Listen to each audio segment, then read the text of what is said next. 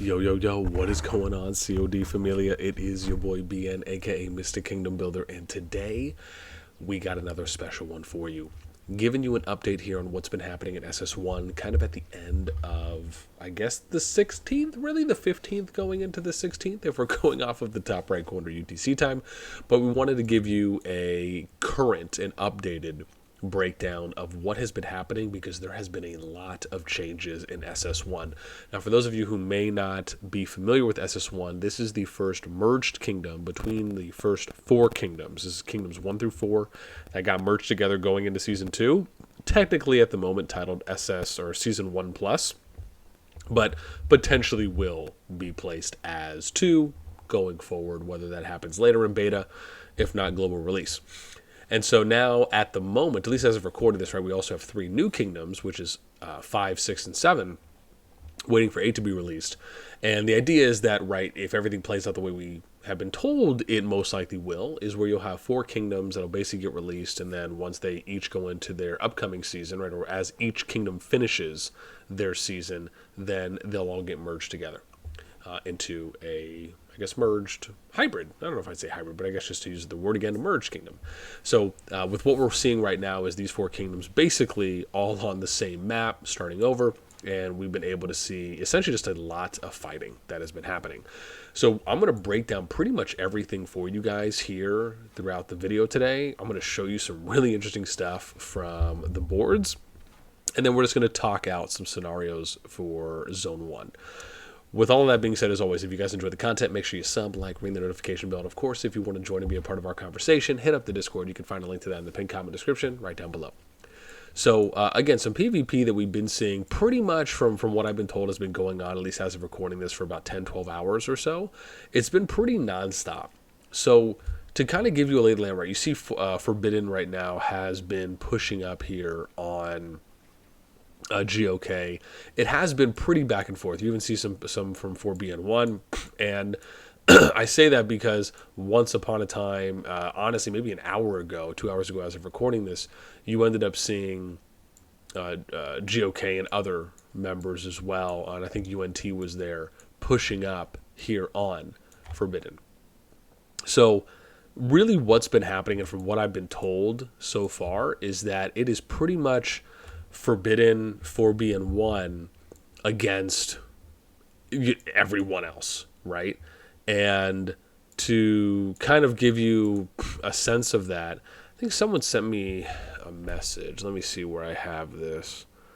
It's probably deep embedded in here, but I know someone messaged this to me. Was it Peasy? No. Hang on, I'm going to find it. Are you the real boss, NASTi? Please stand up. Please stand up. No, I was joking.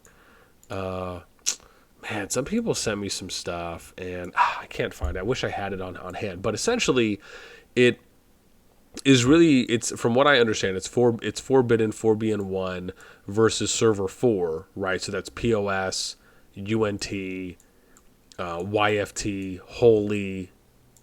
I don't know if Burn is mixed into that. I'm imagining APK as well, and a few others, right? So it's pretty much them going up, and Unit, excuse me, right, and Unit. Now, I don't know if NT45, we're going to have to see. I'm not sure what the plan is here. I'm assuming probably NT45 is with Forbidden, and it's just a matter of that they haven't pushed up yet. So it looks like Unit's building something here. Yeah. So I'm going to assume this is probably the case because oh yeah, so it looks like it is, right? So that's probably the case. It's probably NT45, Forbidden, 4BN1. Now, I've heard TA is kind of with Forbidden as well, but TA really hasn't made a move at the moment. But, I mean, if it's any indication, you can see right here, right? And this is what I think is pretty smart when you're kind of, single targeting one unit at a time. This is something we've talked about where you're kind of just doing not the blitzkrieg, but it's kind of the pick-offs, right, from the outlier units. And this is something where, if I was Mr. Poison, right, again, you're hitting this, but right, hit the unit that's the farthest out, and then the moment that you start seeing kind of a counter, right, you reposition yourself, right? So I would push back to where these guys are at, you know, again, being if you have other players that are online, right, coordinating with them for where you're going to push and how you're going to do those things, just so you're taking less overall damage, is really important. With that in mind, something that I wanted to show off, though, even though that's pretty much, and you can see here, let me zoom out all the way so you can kind of get an idea, right? Pretty much all the fighting still is happening here in Forgotten Lands. It is still the pretty much kill zone, if you will, that has been happening. So, based on what we're seeing, right, it's probably NT45, probably UEH, 4BN1, Forbidden. I don't know if Non is included in that. I'm not sure what they're doing or not. I'm not sure what 4G10, if they're kind of a part of that or not as well. And then you have TA, who's kind of just chilling. Now, one of the things you'll notice here, which I find is extremely interesting, is that King themselves, you can see here, have pretty much killed off all their territory, right? When we did the last stat update, right, I think King was either number 1 or number 2 overall. And now, and just to kind of give you an example, watch, I'll zoom in on one of their territories, and we'll go into their alliance. You can see here, they removed a lot of their territory. They're only at 18 now, and they're at 121 million. So I'm not sure exactly what happened with King. I haven't reached out to Ghost or anyone else to find out. What I have heard, as far as to kind of get a source confirmation, what I have heard is that there was a R4 player in King who, and I think someone wrote like a really long post, but I know I had heard this before.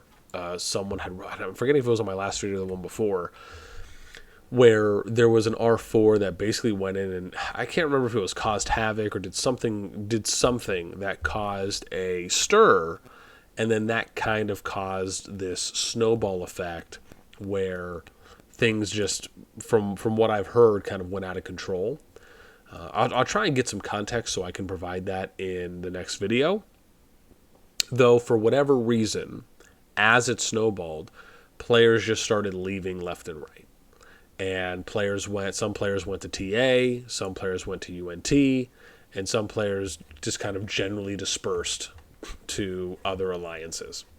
And so now, the top dog, I believe, is TA. And I could show you that here if I go to, and we'll zoom in right here. Hang on. So I'll show you what we can do. So if we go to personal power, right, you can also see here Junie, right, Ghost from King ended up going to TA as well. And obviously Ghost has been doing a lot of fighting, right? So he's lost a couple mil power just because of the nonstop fighting. You can even see this if we look at personal merits, right? Ghost has been fighting a lot, right? 950, 1,000, almost a mil so far. You got 2 players already that have just been doing nonstop PvP, right? The 2 players that have broke a mil. You got Sugar Bay, right? That's King of Midas. And then we got the Ripper from UNT, again from server 4. Sugar Bay Midas is from server 3. And just based on looking at how high, I mean, again, you can see here a lot of players and a lot of these people that are in TA, right? Some of them, like we said, were in King. Some of the players that are in UNT were in King as well. And again, you can just see there's been a lot of PvP. Even if I just scroll all the way down, we'll go to just to show you kind of the 200 bubble position player, right? You're still looking at over 200,000 personal merits that have happened just over the past couple of days of fighting, which is a good, healthy amount, right? Seeing some of those peak players there as well. Resources gathered, still really high. Dragon Tail, right? Still pushing 200 plus, right? You got Midas, Sugar Bay here at 231. We haven't been able to see any alliance power. We got to wait for that to open up. TA right now leading with 84. Then if you look at alliance merits, right, just to kind of see which alliances have been fighting the most, right? UNT has just been, again, man, crazy fighting a lot. And let me say this right about TA, right? This is kind of a little inflated because TA hasn't necessarily fought that much. It's just that a lot of the PvP players that left from King, and if any others went there from other alliances, when you do that, it basically totals up, so it kind of gives you where this at, right? So this is kind of an inflated number, essentially. And then you have Forbidden, right? So really it's more like UNT 1, Forbidden 2, right? I don't necessarily count TA at the moment. And then you got Holy 3 NT, but still, I mean, you're looking at, what, 4 alliances here with 10 million plus merits? Like, that's really good. even if you're looking, or even if you go all the way down, I don't even know if there's even 200 alliances, right? So 93 alliances that have done some PvP. But I mean, realistically, you're probably looking more around the mill.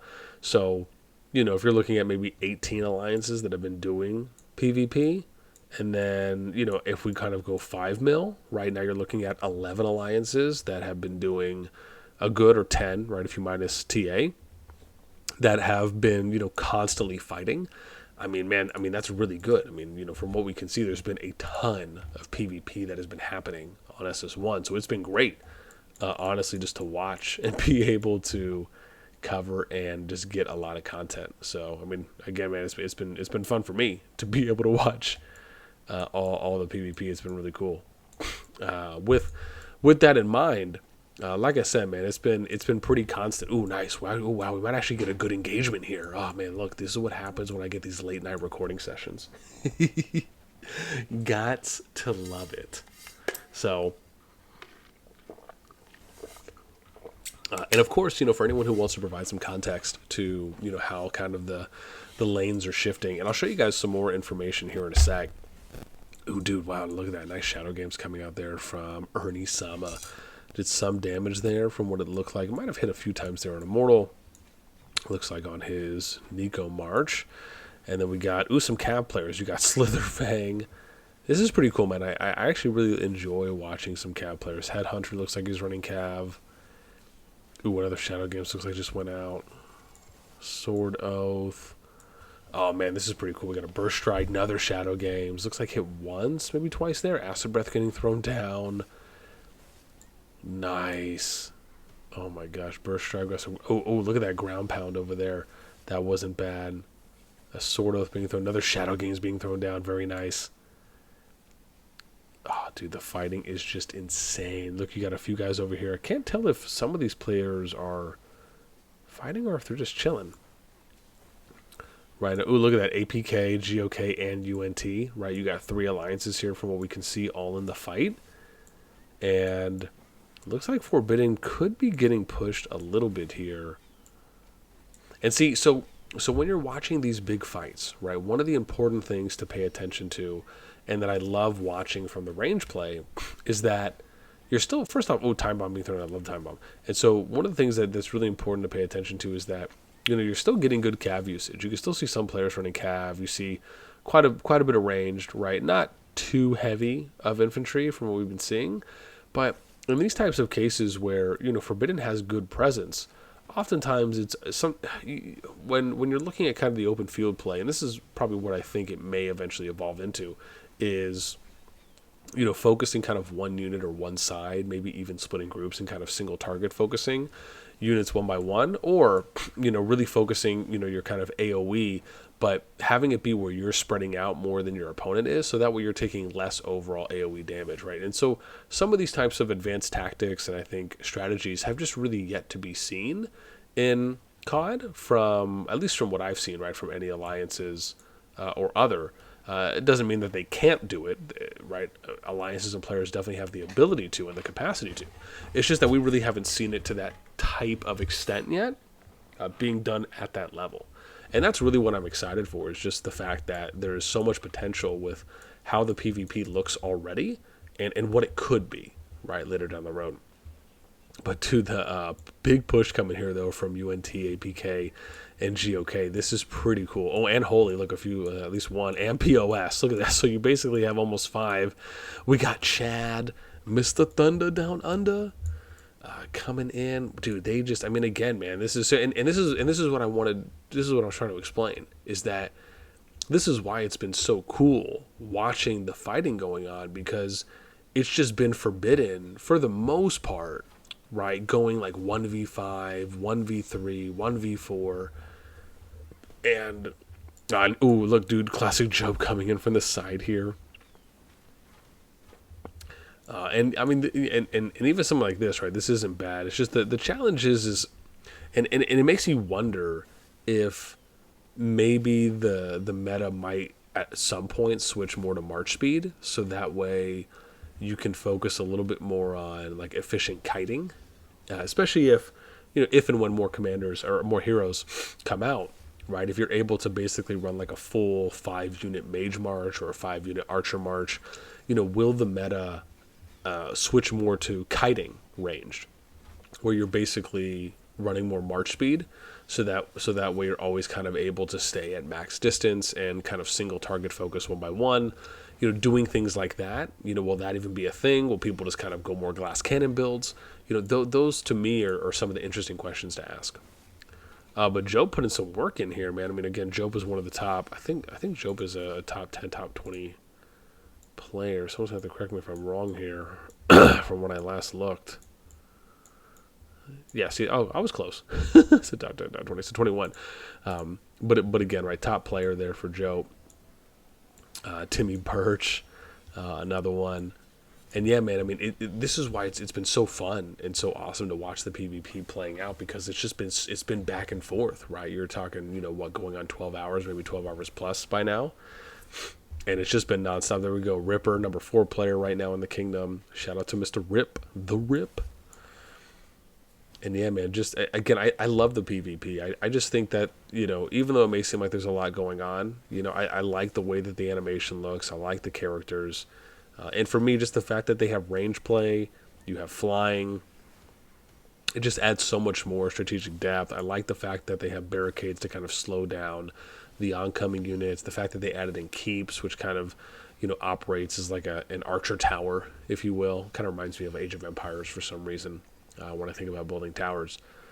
But yeah, man, it's awesome. Oh, dude, look at this. Now we got some more Forbidden. Ooh, look at this. See, now, and then, now you might even get the counter push where maybe they're trying to reorganize and get some more players that are coming in. Ooh, look, you got players coming over here. I mean, if I was Forbidden, I would just send everyone right now and just, try and do a little bit more of a push. But this is what I'm talking about, man. The back and forth constantly, just being able to watch these fights play out has been awesome. So, I mean, yeah, I actually thought I wasn't going to see another big fight, because they were telling me that there was a really big fight that happened when I was asleep. I think it was around 8 or 9 UTC, and there was just no way for me to get online, because, I mean, that's just too early for me. Even right now, it's a little late. I mean, I probably should have been in bed an hour ago, but we really wanted to try and get you guys some dope PvP. And, sometimes, man, just good timing. The world works in mysterious ways. But now you can kind of see what I'm talking about, right? So you had, right, a lot of these players out pushing Forbidden, and now you see Forbidden kind of doing a rally. And sometimes, and this is the interesting thing, right? And I don't know if this is really what the plan has been for some of the alliances, but one of the interesting things to note is that the players themselves have it almost feels like they fall back to kind of this staging area. They'll have a bunch of players get there, and then once they feel like they have enough, then they'll start making their push. And that's one of the things I've been seeing more consistently, and I do like seeing that, because it doesn't feel as though they're just randomly going in one by one and getting wrecked, right? It's, okay, hey, there's a fight going on, we're retreating, right? Maybe the opponent has stopped heavy pushing.